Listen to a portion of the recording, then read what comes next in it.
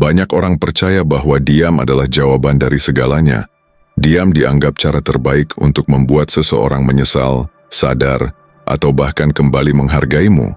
Tapi faktanya, diam saja tidak pernah cukup. Ada kalanya diam justru membuatmu terlihat lemah, tak berdaya, dan membiarkan dia tetap merasa berkuasa dengan egonya yang menjulang tinggi.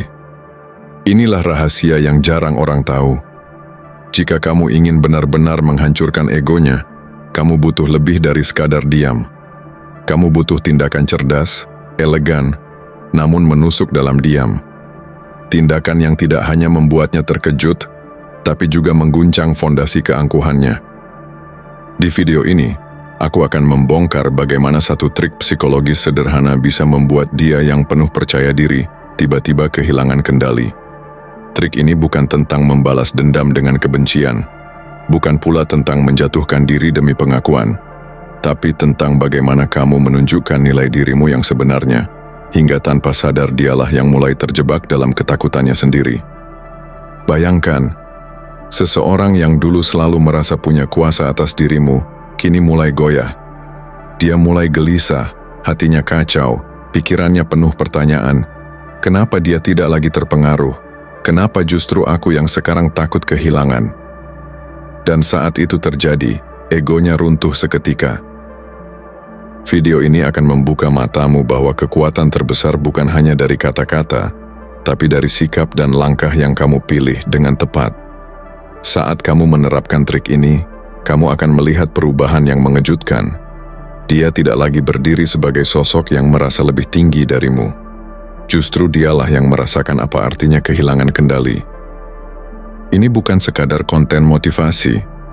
Ini adalah senjata psikologis yang bisa kamu gunakan dalam hubungan, pertemanan, bahkan dalam kehidupan sehari-hari. Tonton sampai akhir, karena setiap bagian dari video ini adalah kunci untuk membuatmu lebih kuat, lebih dihargai, dan lebih tak tergoyahkan.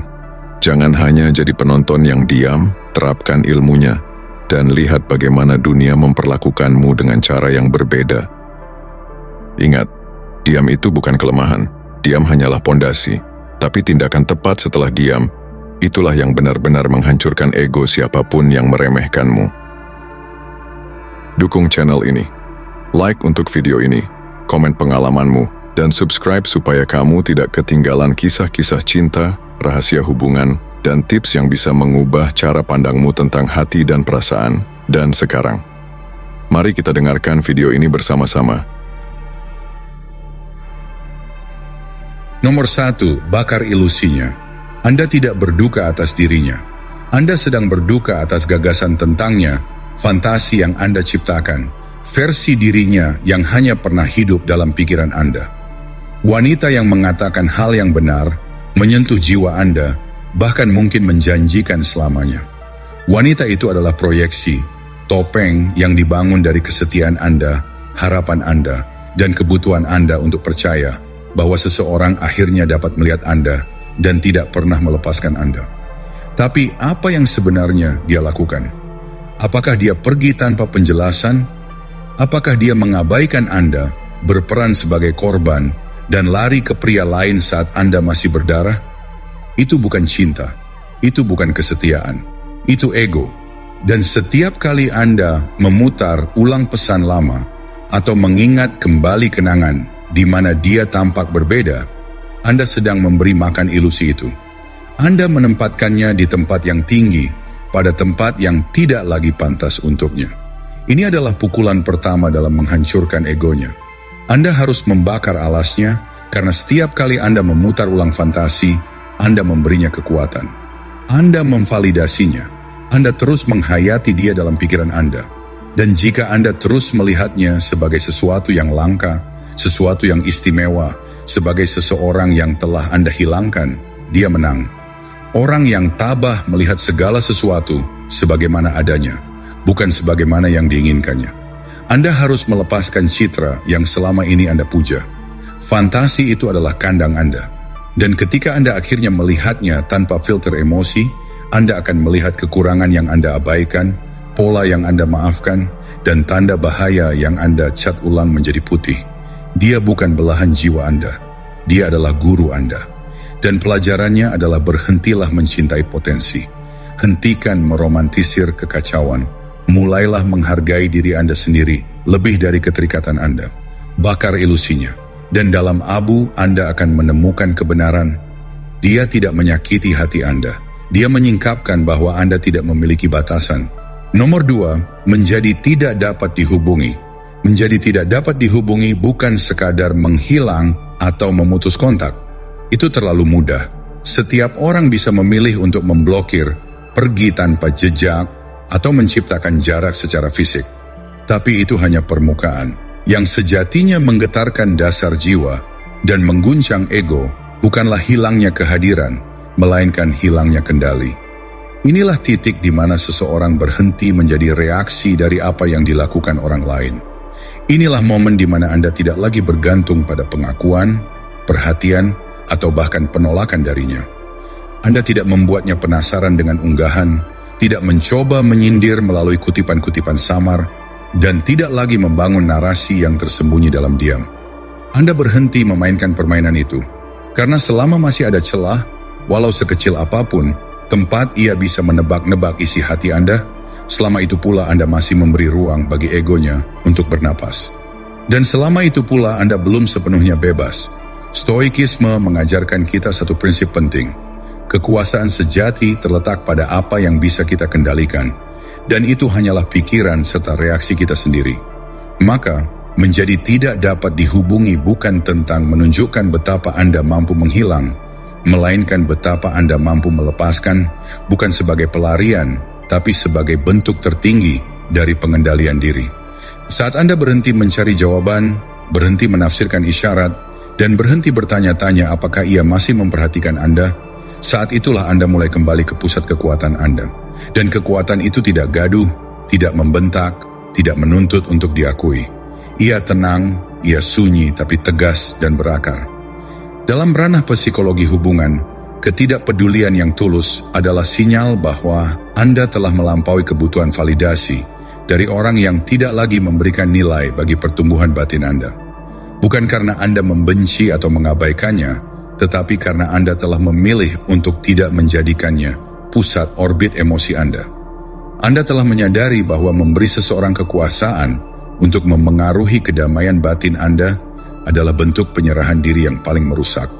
Maka Anda berhenti menyentuh notifikasi yang berisi jejaknya. Anda berhenti memantau kehidupannya melalui teman.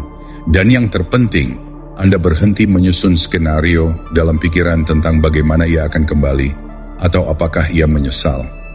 Anda tidak membiarkannya tinggal dalam pikiran Anda, karena pikiran adalah rumah yang sakral. Anda menutup pintu itu rapat-rapat, bukan dengan kemarahan tapi dengan kesadaran, dan di titik inilah paradoks mulai bekerja.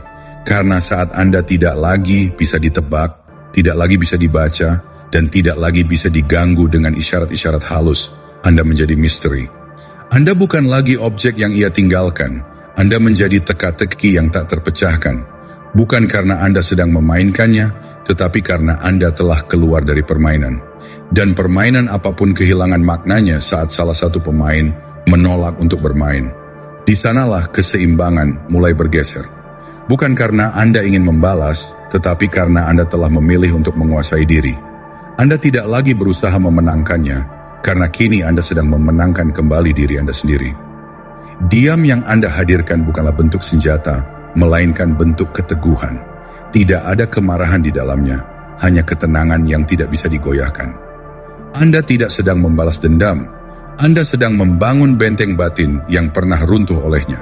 Dan ketika ia menyadari bahwa kepergiannya tidak mengguncangkan Anda, bahwa diamnya tidak membuat Anda cemas, bahwa setiap isyaratnya tak lagi menciptakan percikan, maka perlahan-lahan kekuasaan yang dulu ia genggam mulai memudar.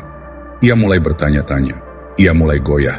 Bukan karena Anda memaksanya untuk melihat Anda, tetapi karena Anda telah benar-benar tak peduli apakah ia melihat atau tidak.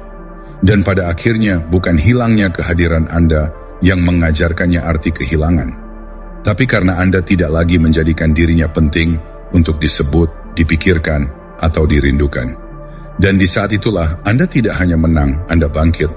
Nomor 3, kuasai kekosongan, bukan sekadar menahan diri di dalamnya. Kebanyakan pria hanya berdiam di antara serpihan keheningan, seolah itu ruang tunggu yang membosankan.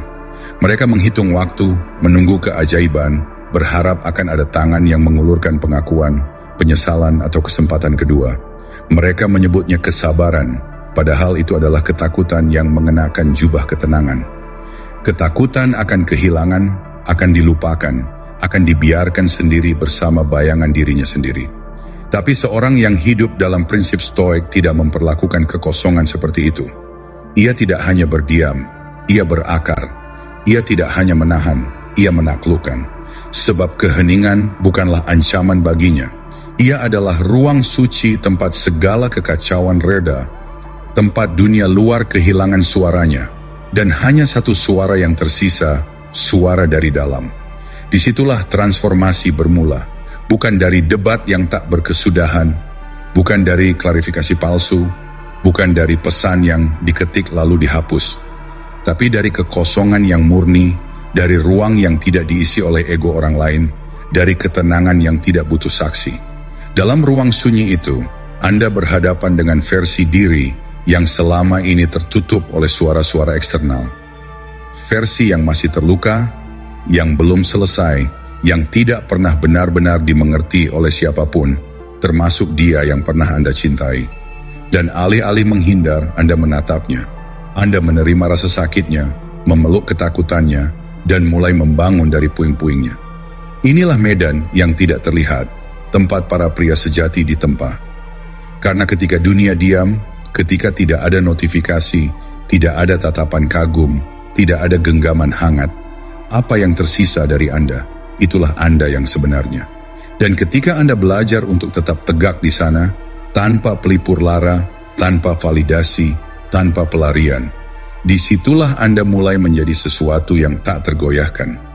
Sementara dia mungkin mengisi kekosongan itu dengan kebisingan lain, orang baru, cerita baru, tempat baru, Anda justru menggali ke dalam.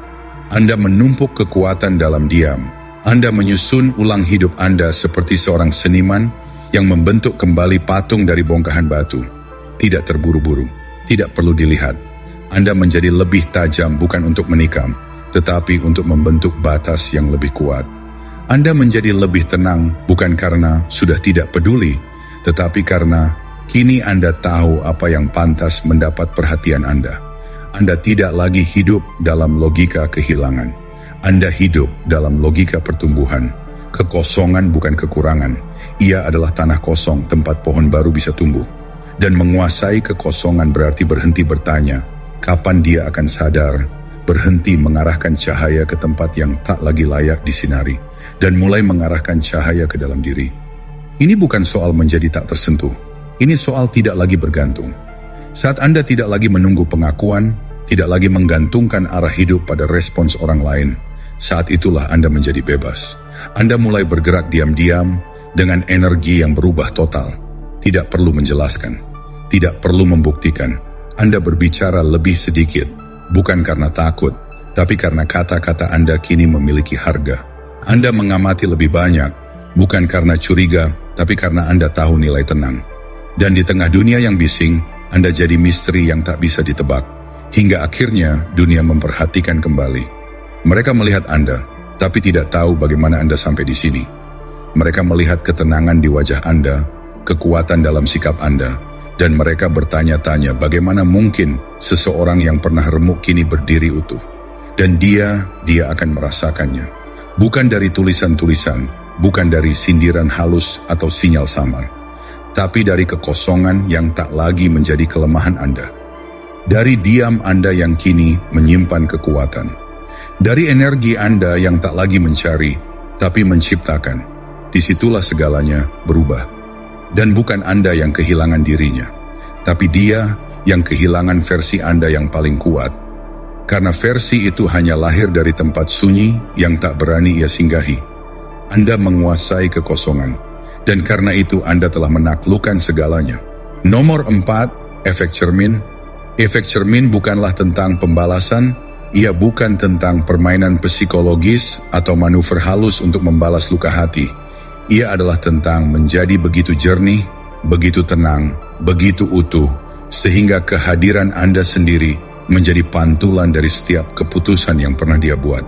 Pantulan yang tak bisa dia hindari, tak bisa dia tolak, dan paling penting, tak bisa dia ubah. Anda tidak menjatuhkan egonya dengan kata-kata, karena kata-kata bisa dibantah. Anda menjatuhkannya dengan ketidakhadiran emosi Anda, dengan kedewasaan yang diam, dengan sikap yang tidak menggugat atau meminta penjelasan apapun. Tidak ada pesan panjang, tidak ada klarifikasi, tidak ada permintaan terakhir. Hanya ada Anda yang berdiri tanpa luka terbuka, tanpa air mata yang disembunyikan, tanpa sisa-sisa pengharapan yang menggantung. Kebanyakan pria ketika hubungan meretak, terjebak dalam keinginan untuk dimengerti. Mereka menulis kalimat panjang demi pengakuan, demi penutupan, demi bentuk keadilan emosional yang mereka kira akan membebaskan mereka. Tapi kebenaran yang jarang disadari adalah kebutuhan untuk dimengerti seringkali hanyalah bentuk tersembunyi dari kebutuhan untuk tetap terhubung. Ia adalah harapan tipis bahwa mungkin, hanya mungkin, setelah semua penjelasan itu, dia akan sadar dan kembali. Namun di dalam dunia yang dibimbing oleh prinsip stoik, keinginan untuk dimengerti oleh orang yang sudah tidak peduli adalah bentuk penyerahan terhadap kelemahan diri. Anda tidak butuh itu. Anda tidak hidup untuk mengubah pikirannya. Anda hidup untuk menjadi cermin yang membuatnya melihat dirinya sendiri. Dan efek cermin bekerja hanya ketika Anda berhenti bereaksi. Saat Anda tak lagi merespon isyarat samar, ketika Anda tak lagi menaruh makna pada setiap postingannya, ketika Anda tak lagi memancing simpati atau memperjelas posisi Anda hanya hadir dalam bentuk yang paling utuh, paling mapan, paling tidak terganggu oleh masa lalu. Dan ketika tidak ada lagi benturan emosi yang diharapkan, tidak ada lagi permainan tarik ulur yang bisa dia kendalikan, saat itulah dia mulai kehilangan pijakan. Karena apa yang dulu memberinya kekuatan bukanlah hubungan itu sendiri, tapi kendalinya atas emosi Anda. Dan kini, saat kendali itu menguap, yang tertinggal hanyalah dirinya sendiri, yang terpantul begitu tajam lewat Anda. Tanpa filter, tanpa pengalihan, tanpa belas kasih. Efek cermin tidak menuntut Anda untuk menjelaskan siapa Anda sekarang. Ia hanya menuntut Anda untuk menjadi bukti hidup bahwa Anda bisa bangkit tanpa bantuan, bisa tumbuh tanpa validasi, bisa mencintai diri sendiri lebih dari Anda ingin dipahami. Dia mungkin tersenyum di luar, mungkin berpura-pura tidak peduli, mungkin melanjutkan hidupnya seolah semuanya biasa saja. Tapi bayangan Anda yang kini bebas dari ketergantungan, yang tak lagi tunduk pada egonya, itulah yang akan terus mengikutinya. Dalam setiap diam Anda ada gema yang berbicara. Dalam ketidakhadiran Anda ada ruang kosong yang tidak bisa dia isi. Dan ruang itu tak bisa digantikan oleh siapapun, karena bukan Anda yang spesial, tetapi cara Anda memegang kendali dan tak memberinya celah untuk mengulang narasi yang sama. Efek cermin menghancurkan bukan karena Anda kejam, tapi karena Anda jujur. Anda tidak memberinya bahan bakar untuk menyalahkan. Anda tidak membalas. Anda tidak mendramatisir. Anda hanya menjadi konsekuensi dari semua keputusannya. Dan dalam dunia yang penuh alasan dan pembenaran, konfrontasi paling menyakitkan bukan datang dari orang lain, tetapi dari pantulan dirinya sendiri yang tak bisa dibohongi. Dan ketika dia mulai merasakan bahwa pria yang ia tinggalkan tak hanya hilang, tetapi berevolusi menjadi sosok yang bahkan tak bisa dia kenali, maka seluruh narasi yang ia bangun tentang Anda pun runtuh. Bukan karena Anda memaksanya untuk melihat, tapi karena Anda tak memberi apa-apa selain refleksi. Disitulah letak kekuatan sejati. Ketika Anda bisa berjalan pergi tanpa dendam, tanpa penyesalan, hanya dengan keheningan yang tegas dan langkah yang mantap, maka untuk pertama kalinya dia benar-benar melihat siapa Anda.